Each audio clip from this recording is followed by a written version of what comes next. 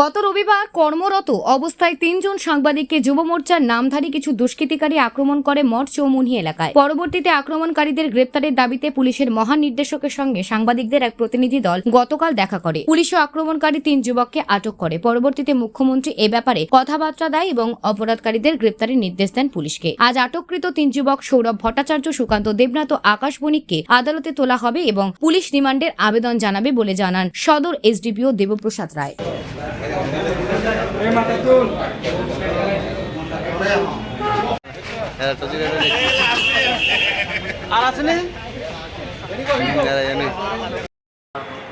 साथी है, इन लोगों को भी अटैक किया। मैंने तुरंत निर्देश दिया, अरेस्ट हो गए इनको।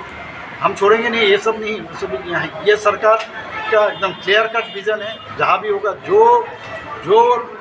मैंने लीडर का लोग हो, जो पार्टी का हो, कोई समझ मेरे साथ वो नहीं है कि इनको छोड़ दो, वो हम करें। সবদিকে বলা হচ্ছে সে সম্বাদযোগ্য তো এখানে ইয়া পাচ্ছে না, মানে কোনো জায়গায় যেতে পারছে না, তাদের উপরে আক্রমণ করা হচ্ছে। সেই বিষয়ে আপনারা আগেও তো দেখেছেন আর এখনও দেখেছেন। তো এই যে কালচার 35 বছরে যে সৃষ্টি করেছে, এটা একটা আমাদের ভিতরের মধ্যে, অনেকের মধ্যে এটা একটা হ্যাবিট হয়ে গেছে, ডিএনএতে ঢুকে গেছে। অনেক টাইম লাগবে, হয়তো এই জেনারেশন আমরা নাও করতে পারি, নেক্সট জেনারেশন এটা হবে। এখানে মানে শান্তির পরিবেশ ত্রিপুরাতে আমাদের তৈরি করতে হবে, দেখে যাওয়ার আগে। এটার বিস্তারিত তো কালকে আমাদের মানে স্যার তো সব দিয়ে দিয়েছে। আপনি যেহেতু সদরের এসডিপি হিসেবে নামগুলি আমি বলে দিচ্ছি: সৌরভ ভট্টাচার্য, সুকান্ত দেবনাথ এবং আকাশ বণিক, 3 জনকে অ্যারেস্ট করা হয়েছে এবং এরা 3 জনই এফআইআর নিয়ে ছিল।